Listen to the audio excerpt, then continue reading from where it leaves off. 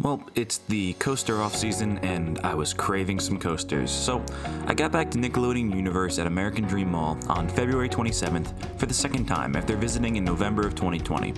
Luckily, this time around, every single roller coaster was open, but the park had a significantly higher number of guests. So let's talk about the experience.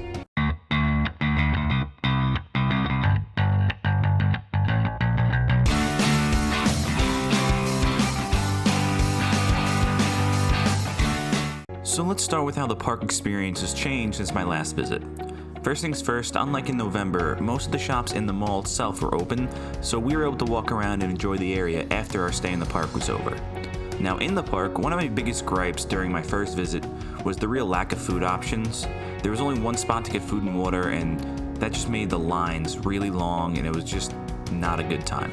However, this time around was much different. The park was sporting 3 or 4 food stands with some additional food options.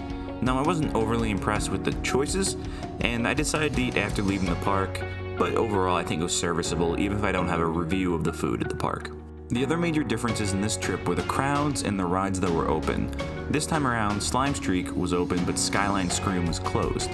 Now, I was really relieved that Slime Streak was open. It was my last credit for the park, but unfortunately, to have Skyline Scream closed, it's just one of the better rides in the park. And an indoor shot tower with a view of a skyline is pretty fun.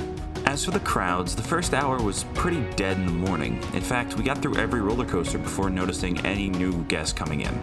By the time 12 o'clock rolled in, though, it was definitely a much more busy scene, and all the family attractions had a pretty decent wait. Now, luckily at this point in the day, we were already done with those, and we were really only interested in getting re-rides on TMNT Shellraiser and Sandy's Blasting Bronco. Speaking of Shellraiser, due to the rainy weather, the park was much darker than my first visit. Because of this, they threw on the light package, and it was a really nice treat because I didn't get to see it the first time, and I wasn't really expecting to see it in the morning this time either. I also got my first back row rides, and it made such a difference.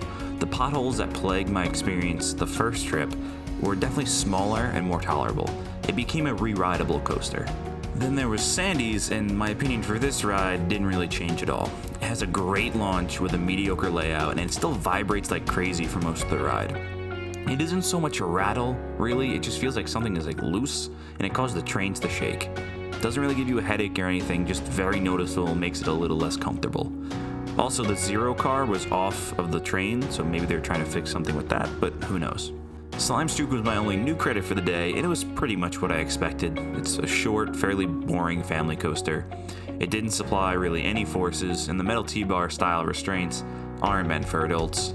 The trains themselves are incredibly small, and they hit my knees pretty hard on those final breaks.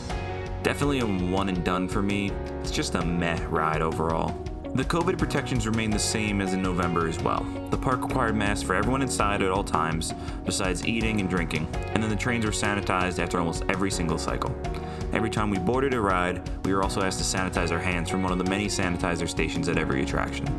There were also temperature checks before, and the only difference I really noticed were they were loading 2 parties into one train on Shellraiser. They wouldn't load another party in the same row, but the front and back row were filled every time.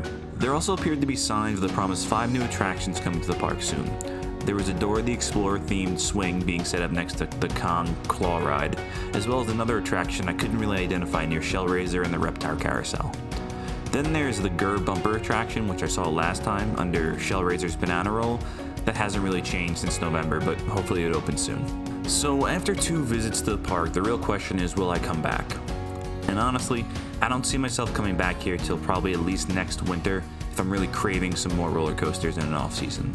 The collection doesn't really draw me in too much, and with the price point between $70 and $80 a visit for only 4 hours on the weekends, it's a bit of a steep price for the selection of coasters. I look forward to seeing if the park can fit in any new attractions that can bring back some interest, but this park is really geared for all ages, and the guest groups I saw the other day and in November definitely swung towards families. Even after 12, when it was packed, Shellraiser was a walk-on every time, which is great for enthusiasts, but it probably won't make the park think about adding any new high-thrill attractions. And my main interest for this park came from Shellraiser as a clone of Takabisha. So, we'll see what happens. So overall, we got 3 rides on Shellraiser, 3 on Sandy's Blasting Bronco, 1 on Shredder, 1 on Timmy's Half-Pipe Havoc, and 1 on Slime Streak, and we did pretty much every thrilling flat ride. It's a great place to spend an afternoon, and with the mall open up there's plenty to do, even after you visit. But after a couple visits now, I don't see a real need to head back anytime soon. That's gonna wrap it up for this week. Have you been to Nickelodeon Universe yet? Do you think this park needs more than one trip, or is it more of a 1 or 2 visit park and being done? Let me know below, and don't forget to check out Island Coasters on Instagram for daily content, news, and video updates. Till next week, that's all from the shores of Island Coasters.